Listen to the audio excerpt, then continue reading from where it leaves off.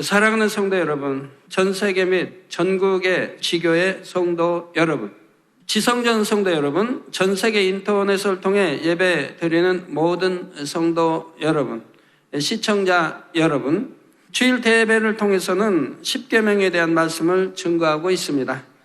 그동안 제7계명까지 증거했는데 말씀을 들어보니 여러분은 과연 어떠하신지요?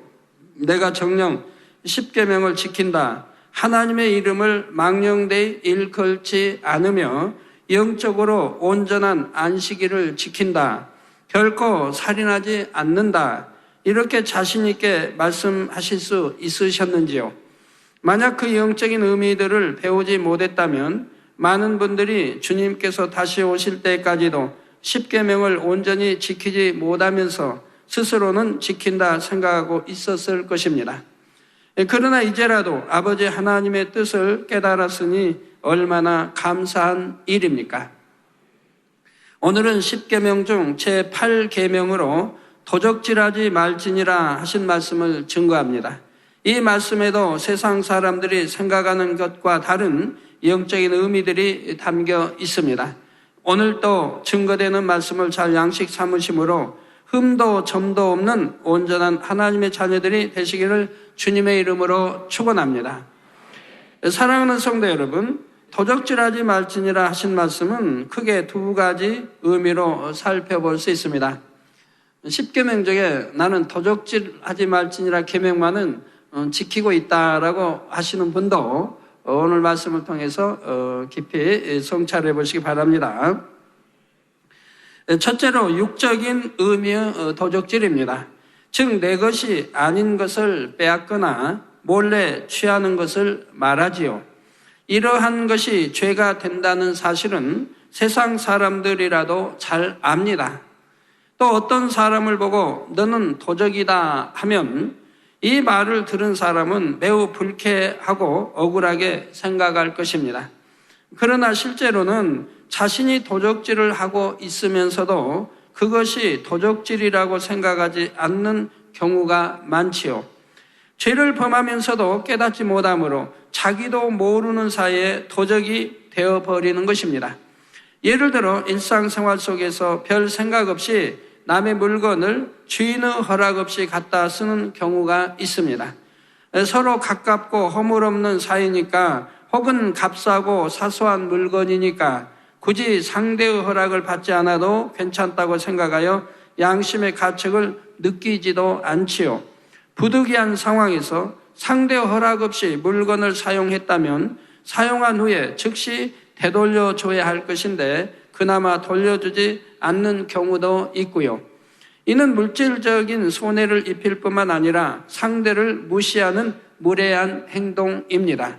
아무리 사소한 물건이나 음식이라도 또한 아무리 서로 간에 절친한 사이라도 주인의 허락 없이 가져다 써버렸다면 하나님께서 보실 때 이는 도적질이라 하시는 것이지요. 또 어떤 사람은 자신에게 필요한 것이 있으면 주변 사람의 것을 사용하면서 그냥 달라 하거나 빌려달라 합니다.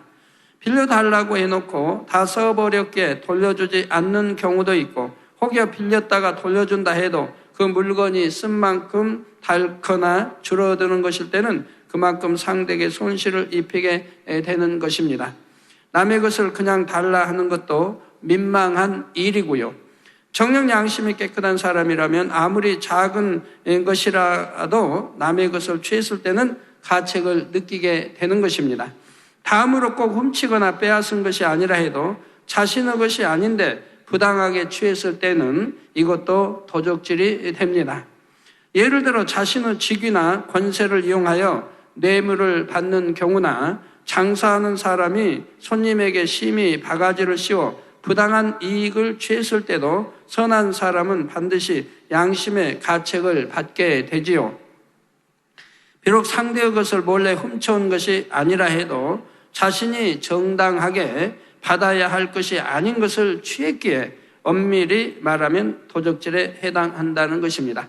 서양 사람들은 가격에 이제 얼마쯤에서 남긴다는 이런 법칙이 있는데도 훨씬 바가지를 씌워서 상대를 속이고 바가지 씌워 남기고 그리고는 뭐라고 합니까? 오히려 기뻐하고 즐거워하죠. 내가 이렇게 크게 속여 큰 이익을 봤다고 오히려 기뻐하고 즐거워하게 되고, 또 바가지 쓴 사람을 향해서 참 저 사람은 바보다 이렇게 생각하는 것도 보게 됩니다.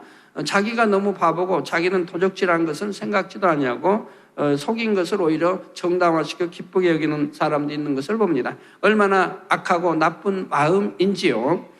성도 여러분, 두 번째로 영적인 도적질이 있는데 곧 하나님의 것을 도적질하는 경우입니다. 이렇게 하나님의 것을 도적질했을 때는 구원과도 직접적인 관계가 있습니다. 예수님의 제자 중 가룟 유다는 양떼들이 예수님께 은혜 받고 공개한 것들을 관리하는 직분을 받았습니다. 오늘날 같으면 재정 담당을 했다고 할 수 있겠죠. 그런데 그는 그 재정을 정직하게 관리하지 않고 도적질하는 자였으며 결국 사단의 역사를 받아 예수님을 팔게 이르렀죠. 통계 돈이 이제 들어가면 본인이 그걸 감당하니까 거기서 조금씩 이렇게 빼썼다 이 말입니다. 예수님의 제자로 부름받아 장차 존귀한 영광을 받을 기회가 있었지만 자신이 스스로 죄악을 쌓아감으로 결국 회개의 영도 받지 못한 채 자살하여 비참한 최후를 맞고 말았습니다. 그런데 오늘날도 마찬가지입니다. 교회 다닌다 하면서도 하나님의 재정에 손을 대는 경우가 있지요. 세상 사람들이라 해도 성전에 있는 것을 훔칠 때는 뭔가 두려운 마음이 들기 마련인데 하나님을 믿는다 하면서도 도적질을 하며 더구나 감히 하나님의 재정에 손을 댈 정도라면 과연 그에게 구원받을 믿음이 있는 것일까요? 겉으로는 신앙생활을 하고 직분도 감당한다 하지만 이미 너무나 많은 죄의담으로 막혀 있기에 자신이 얼마나 무서운 죄를 짓는 것인지 깨닫지도 못하는 것입니다. 그 죄가 끝까지 사람 앞에 드러나지 않고 그래서 어떤 징계를 받지 않는다 해도 사실은 그것이 오히려 더 무서운 일입니다. 성경에도 이제 구약이나 신약에 보면 도적질을 하는 것이 용서되지 않는 그러한 것이 많이 기록되어 있습니다. 출애굽 당시도 가나안 이제 요단강을 건너서 이후에 이러한 이제 도적질함으로 인해서 큰 징계가 임하는 것을 보게 됩니다. 또 신약에도 예수님의 제자인 가룟 유다가 도적질했을 때 그는 결국 구원에 이르지 못하는 것을 또 죽음 자체도 비참하게 죽어가는 것을 보게 됩니다. 사도행전에도 아나니아와 삽비라는 자기 것인데 하나님께 내가 얼마를 드려야겠다고 마음먹고 그것을 변개하여 일부만 드렸을 때도 바로 구원받지 못하는 것을 보게 됩니다. 사람이 혹시 알지 못한다 해도 분명히 하나님께서는 보고 계시며 때가 되면 반드시 공의 가운데 값을 치르게 되기 때문이지요. 만일 끝까지 회개하지 못하고 있다가 결국 하나님의 것을 도적질한 자로서 7년 환란에 떨어지게 된다면 그때 가서 얼마나 애통하며 가슴을 찢어야 하겠습니까? 7년 환란이 아니라 아예 구원에 이르지 못하는 것이니 더 참 애통할 일이지요.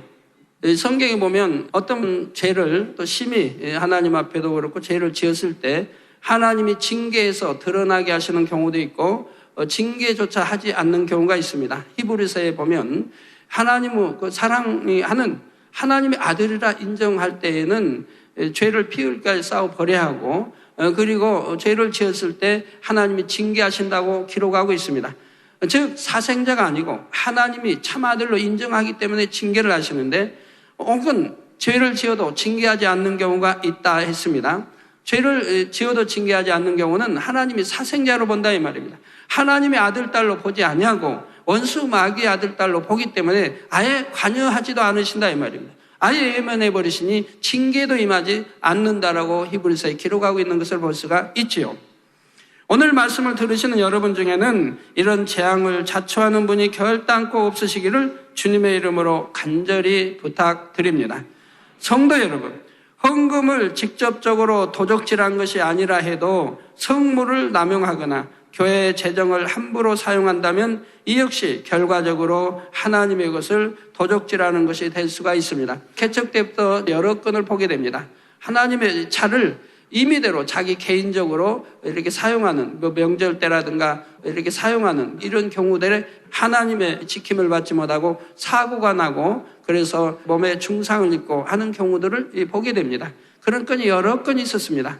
그렇지 않다면 하나님의 교회 차이고 성물이고 또 하나님의 사람 운전하는데 왜 지킴을 받지 못하겠습니까?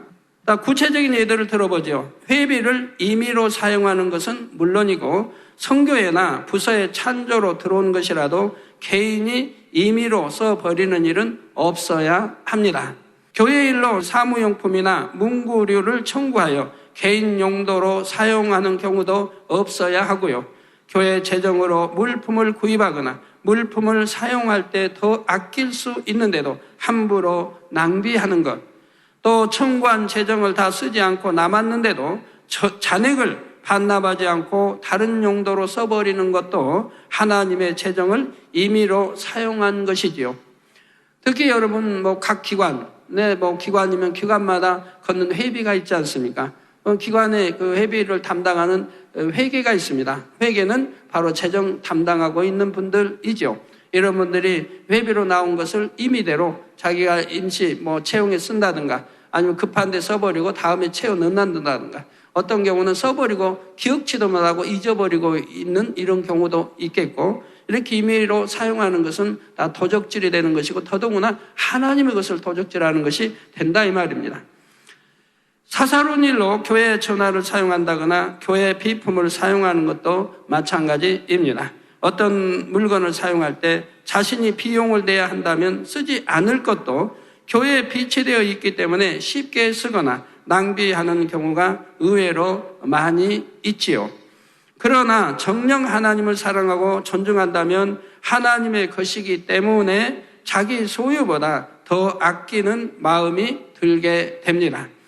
또 어린아이를 데려오시는 부모님들은 아이들이 교회 헌금 봉투나 주보, 교회 신문 등을 장난으로 접거나 찢는 일이 없도록 해야 할 것이고요. 이런 여러 가지 일들은 육으로 볼 때는 사소한 것 같이 보일 수도 있지만 하나하나가 영적으로는 하나님과의 사이에 담이 될 수 있는 것입니다. 성도 여러분, 영적인 도적질 가운데에서도 특별히 11조와 헌물을 도적질하는 것에 대해 하나님께서는 엄히 경계하고 계십니다. 도적 중에도 온전한 11조 하지 않는 이런 도적은 큰 도적이 되고 있는 것입니다. 말라기 3장 8절에서 9절에 보면 사람이 어찌 하나님의 것을 도적질하겠느냐. 그러나 너희는 나의 것을 도적질하고도 말하기를 우리가 어떻게 주의 것을 도적질하였나이까 하도다. 이는 곧 11조와 헌물이라. 너희 곧 온 나라가 나의 것을 도적질하였으므로 너희가 저주를 받았느니라 말씀합니다. 그 도적질은 저주가 있는데 그것도 11조, 온전한 11조 하지 않는 것, 헌물하지 않는 이라는 것이 도적질이라. 즉 하나님 것을 도적질했다 이 말입니다. 그러므로 저주가 임했다 이 말입니다. 이스라엘은 이제 온 백성이 다 해야 할 텐데 하지를 않았다. 물론 한 사람도 있었겠죠. 그래서 온 나라에 저주가 임했던 것이고 여러분 가정에도 마찬가지입니다.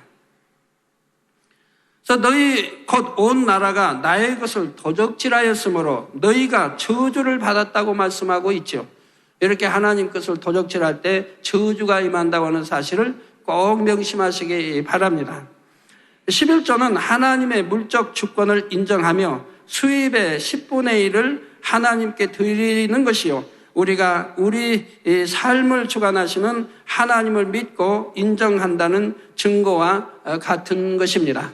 자, 그러니 하나님을 믿는다면서도 11조를 하지 않으면 곧 하나님의 것을 도적질하는 것이 되므로 저주가 임하게 된다는 말씀이지요. 11조를 드리지 않는다 해서 하나님께서 그를 저주하시는 것이 아니라 사단이 송사해도 하나님께서 지켜주시지 못함으로 물질에 어려움을 당하며 시험, 환난, 질병 등을 겪게 되는 것입니다.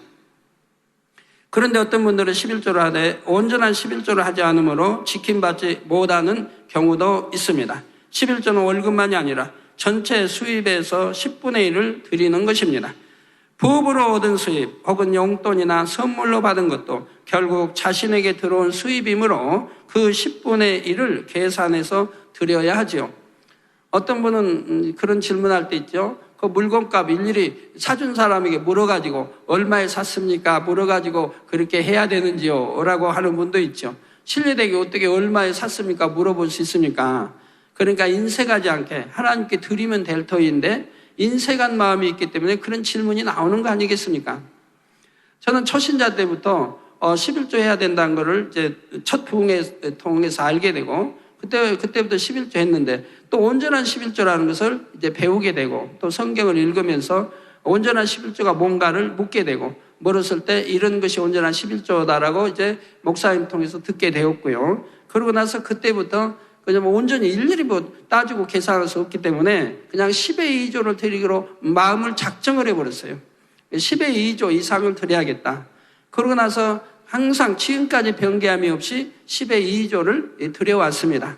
그랬더니 저는 착오가 있을까 봐라 넉넉히 드리면 될 텐데 10의 2조 이상을 드려야겠다고 마음먹은 것은 제 믿음이기 때문에 제가 하나님께 드리면 하나님은 후히 주시는 분이요 누르고 넘치게 주시는 분인데 그 넘치게 주시리라고 저는 확신하기 때문에 그렇게 드려왔어요. 그런다고 여러분에게 10의 2조 하십시오라는 그런 뜻은 결단코 아닙니다. 제 신앙 고백을 한 것이고요. 그런데 어떤 분들은 부수적인 수입은 다 빼고 급여만으로 계산하거나 급여에서도 여러 가지 지출 금액을 다 제하고 남은 수입에서만 11조를 하기도 합니다. 참 별의별 사람이 다 있지만 계산도 하나님 앞에 까다롭게 하는 사람 다 있어요. 어떤 월급에서 이거 제하고 저거 제하고 즉 세금 제하고 뭐 제하고 거기 남는 거 그게 순수입이래요. 거기에 11조를 합니다 하는 분도 있어요.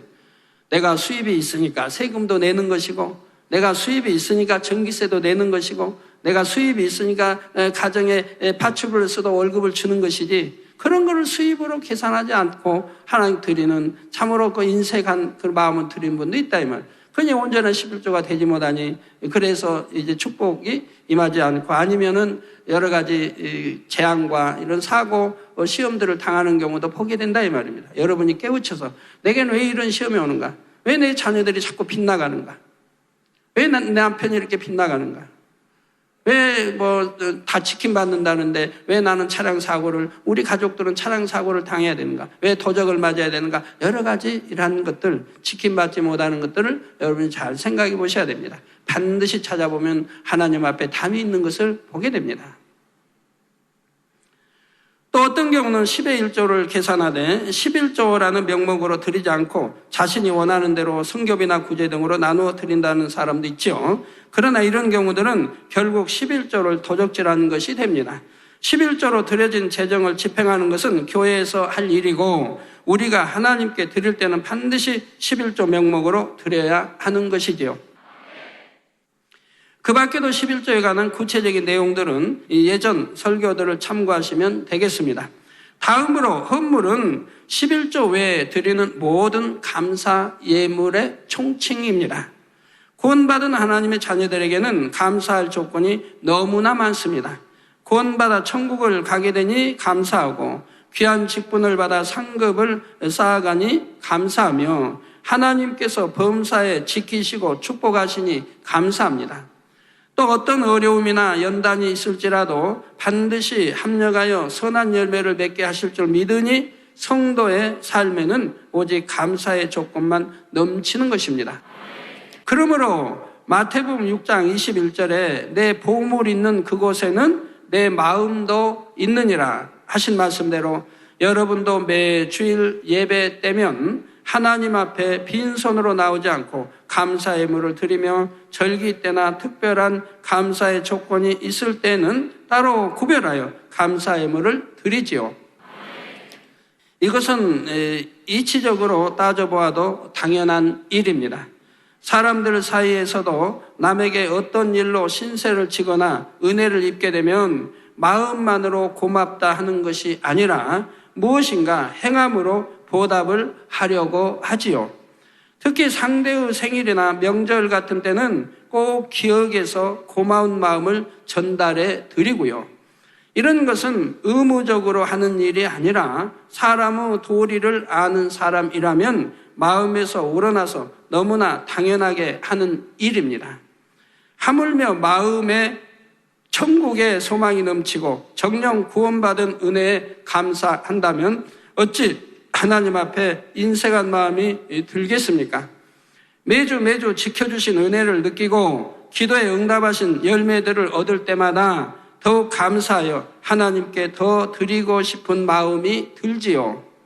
그런데 어떤 경우는 믿음이 있다면서도 하나님께 감사로 드리는 것을 아까워합니다. 11조는 구원과 직결된다 하니 두려움으로 드리지만 그 외의 헌물에는 인색한 사람들이 있고 다른 사람들의 시선 때문에 마지못해 드리는 경우도 있지요. 이것은 믿음으로 드리는 것이 아니지요.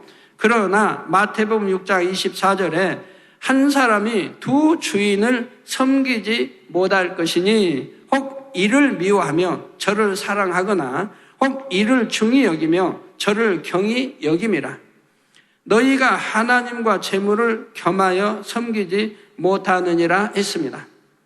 주인을 섬긴다 하면 참으로 마음, 정성, 힘, 모든 생명을 다해 섬겨야 할 텐데 이 두 가지를 겸하여 섬길 때 하나에 치우치게 될 수밖에 없는 것이고 또 하나는 경히 여길 수밖에 없는 것이죠.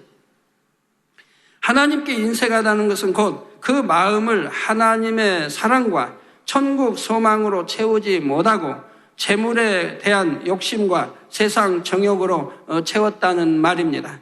물론 아직 초신자라면 이해할 수 있지만 신앙생활을 오래 하면서도 계속 그런 마음이라면 믿음이 점점 성장하는 것이 아니라 오히려 퇴보하기 쉽지요. 받은 바 은혜도 점차 기억에서 멀어지며 감사의 조건도 줄어들게 되고요. 그러니 마땅히 드려야 할 헌물을 도적질할 때 이것이 결국은 구원과도 관계가 있다고 설명하는 것입니다. 물론 사람마다 믿음의 분량이 다르며 하나님께서는 각각의 형편과 중심을 아시기에 액수의 크고 작음을 보시는 것이 아닙니다. 2렙돈밖에 드리지 못한 과부가 예수님께 칭찬을 받았던 것처럼 하나님께서는 진정한 감사와 믿음의 향을 받기 원하시는 것입니다. 이 과부는 주님이 말씀하시죠. 생활비 전부를 드렸다. 2렙돈이라면 심히 적은 액수이지만 자기 생활비 전부를 드렸다. 얼마나 믿음을 내보였는가 하는 것을 말씀하고 있죠. 여러분이 그 향으로 하나님을 기쁘시게 하면 자신이 드린 것과 비교할 수 없는 더 큰 축복과 감사의 조건들로 돌려받게 됩니다. 곧 영혼이 잘되게 하시고 날마다 감사의 조건이 점점 더 넘치게 하시며 30배, 60배, 100배의 축복으로 갚아주시는 것입니다. 사랑하는 성도님들은 하나님의 것을 온전히 하나님께 드리며 믿음으로 더 넘치도록 드리시기 바랍니다. 그래서 마르지 않는 샘처럼 솟아나는 하나님의 축복을 항상 누리시기 바랍니다. 성도 여러분, 영적인 도적질 중에 또 한 가지는 하나님의 말씀을 도적질하는 것입니다. 아이고, 하나님 말씀도 어떻게 도적질하나요? 어디 성경을 훔쳤단 말인가요? 곧 하나님의 이름으로 거짓 예언하는 경우이지요. 자신이 하나님의 음성을 들었다고 하면서 마치 점장이처럼 남의 앞일에 대해 말하는 경우도 있고, 사업에 계속 실패하는 사람을 보고 당신은 주의 종이 되어야 하기 때문에 사업에 실패하게 하나님께서 역사하셨다고 말하는 경우도 보았습니다. 그래가지고 거기에 또 속아서 주의 종으로 가는 사람들을 전에 제가 개척 전에 보았는데 그러면서 얼마나 힘들게 가요. 억지로 가는 것입니까? 근데 하나님이 능력이 없으셔서 그냥 마음 주관해서 사업 잘 되게 하시고 잘된 사람, 그래서 자신 있고 떳떳한 사람 마음 주관해서 최종으로 부르실 수가 없어서 사업을 안 되게 실패하게 계속하고 그러고 나서 타인을 통해 제3자를 통해서 최종으로 부를 그런 하나님이십니까? 아니지 않습니까? 하나님은 그 마음이 참은 세상 지식과 그냥 강팍감은 차 있다 해도 그래도 하나님이 역사하시면 순간에 변화돼 하나님 일하는 사람들 많이 보지 않습니까? 엘리사도 마찬가지요. 또는 사도 바울도 마찬가지요. 그런 사람일지라도 하나님의 주관하시니 순간에 변화되어 주님을 영접하고 이제 죽음의 자리까지 그렇게 가는 것을 보지 않습니까? 뭐 베드로든 다 마찬가지죠. 그런데 하나님이 계속해서 사업이 안 되게 하시고 그러고 나서 다른 사람 통해서 뭐 하나님의 뜻인 죄종아 이렇게 하실 분이냐 이 말입니다. 우리 교회는 그렇게 미혹하는 분도 없겠고 미혹당하는 분도 없겠지만 그렇게 미혹하는 일이 있어서는 아니 될 것입니다. 혹은 자기 생각 속에서 꿈을 꾸었는데 하나님께서 이러한 꿈을 주셨다고 한다든지 자기 생각 속에서 환상을 보고 하나님께서 이러한 환상을 보여주셨다고 하는 경우도 하나님의 말씀을 도적질하는 것에 해당합니다. 꿈도 자기 개인적으로 꿔놓고도 하나님 주셨다고 하는 분들 참 많이 있고 어떤 분은 꿈속에 제가 나타나서 이렇게 말했다고 하는데 그것이 한두 번이 아니고 여러 번이 있는데 그러면 증언이 있어야 하지 않겠습니까? 그 말씀대로 세월이 몇 년 동안 그랬으면 이루어지는 증언들이 있어야 하지 않겠습니까? 그러지 않은데도 당회장님이 꿈속에 나타 이렇게 해서 그렇게 해온다고 말하는 분도 있다 이 말입니다. 또한 10계명 중 제3계명에서 설명한 대로 하나님의 이름을 망령되이 일컫는 것이기도 하지요. 에레미야 23장 30절에서 32절에 보면 나 여호와가 말하노라. 그러므로 보라 서로 내 말을 도적질하는 선지자들을 내가 치리라. 내 말을 도적질하는 선지자들을 내가 치리라. 저 말씀 도적질하는 사람들 있지 않습니까? 나 여호와가 말하노라. 보라 그들의 혀를 놀려 그가 말씀하셨다 즉 하나님이 말씀하셨다 하는 선지자들을 내가 치리라. 나 여호와가 말하노라. 보라 거짓 몽사를 예언하여 이르며 거짓과 헛된 자만으로 내 백성을 미혹하게 하는 자를 내가 치리라. 내가 그들을 보내지 아니하였으며 명하지 아니하였나니 그들이 이 백성에게 아무 유익이 없느니라. 여호와의 말이니라 하셨습니다. 물론 성령의 감동함 속에서 하나님의 뜻을 깨닫고 선포하는 것은 좋은 일이지만 그러기 위해서는 정령 자신이 하나님의 말씀을 전달할 도구로 쓰일 만한 사람인지 반드시 점검해 볼 필요가 있습니다.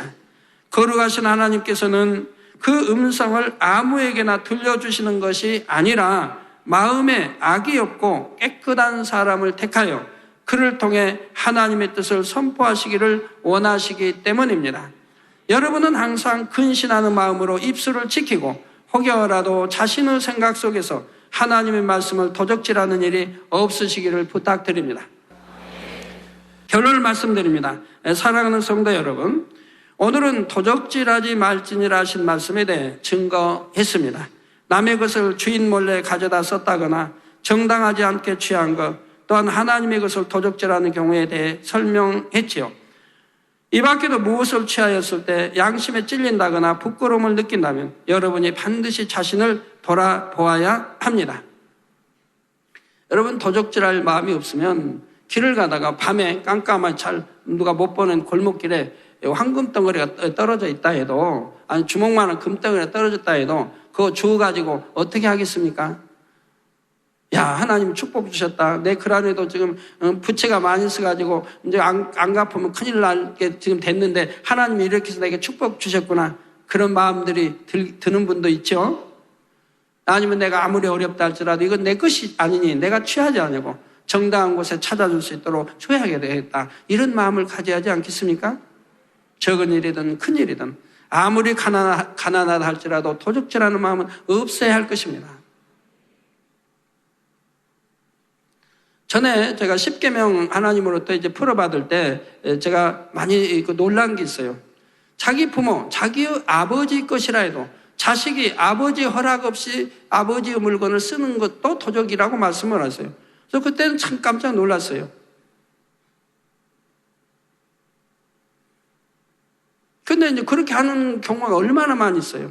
그래서 저는 이제 그런 말씀 듣고 그런 것도 하나님 기뻐하지 않는구나 이제 하게 됐는데 그런데 여러분이 혹시 생각하기를 내 부모 건데 내 마음대로 쓰고 좀 도로 갖다 놓고 그것이 무슨 도적이 되겠는가 생각할 수 있지만 여러분은 그렇지 않습니다. 부모님의 것을 쓸 때 정당하게 쓰려고 하면 부모님께 허락을 받고 아버지 이건 내가 수시로 써야 되니까 아버지 내가 수시로 이렇게 아버지 허락 없이 써도 될까요? 하면 아버지 그래 내 것이 네 것이고 네 게 내 건데 뭐 그런 걸 다 묻느냐고 쓰시라고 했다. 허락을 정식으로 맡았다면 그건 상관이 없죠. 근데 그렇지 아니했는데 아버지 허락 없이 내가 썼다면 도적이 된다고 말씀하신다 이 말입니다.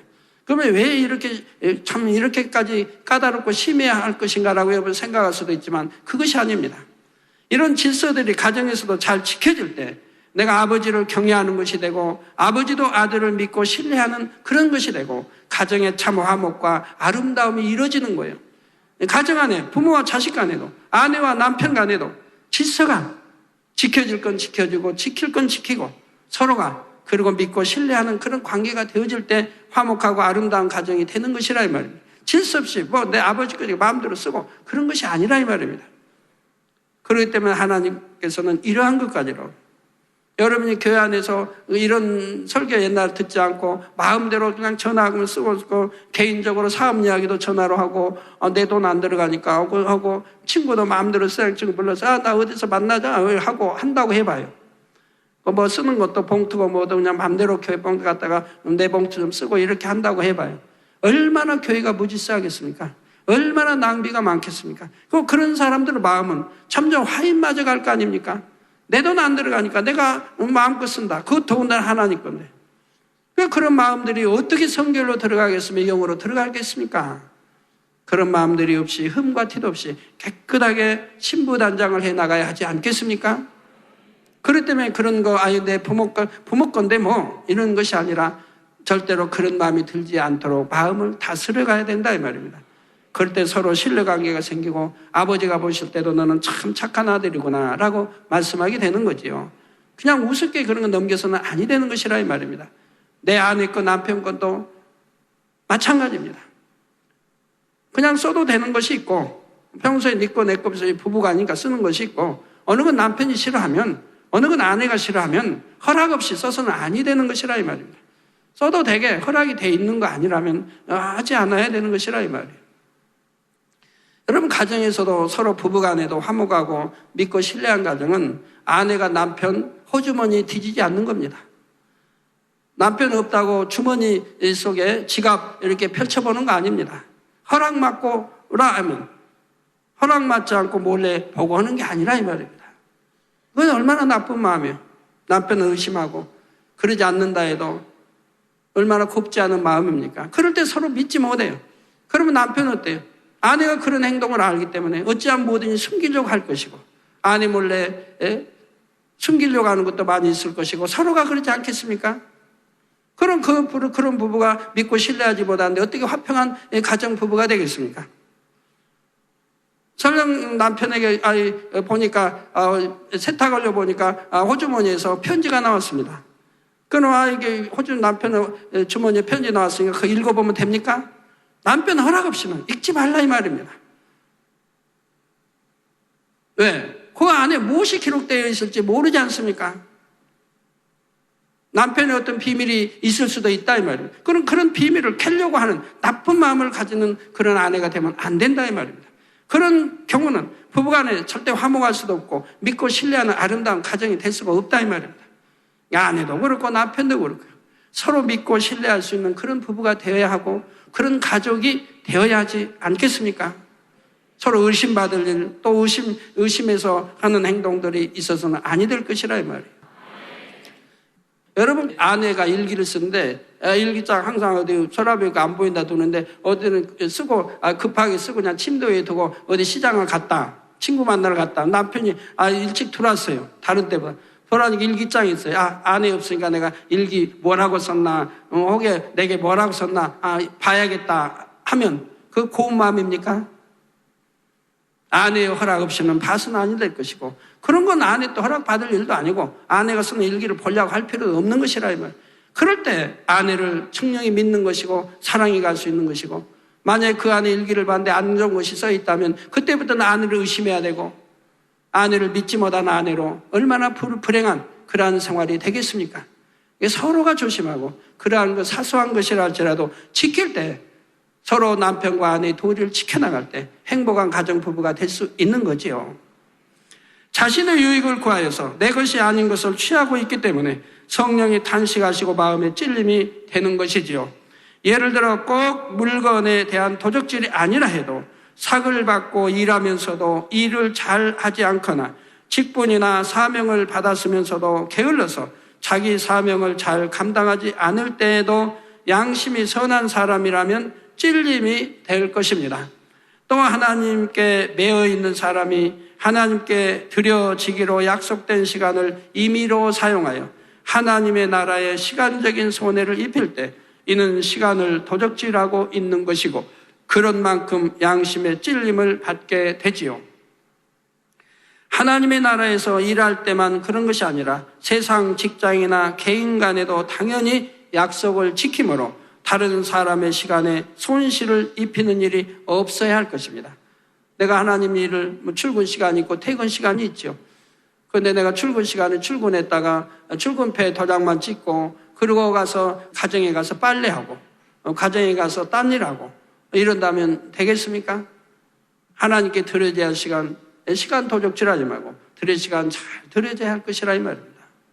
사랑하는 성도님들은 사사로운 마음과 탐심을 다 버리고 선한 양심 가운데 진실하고 충성된 마음으로 항상 상대의 유익을 구하시기 바랍니다. 그래서 모두가 진리 안에서 깨끗하고 정결하여 온전한 하나님의 자녀들로 나오시기를 주님의 이름으로 축원합니다.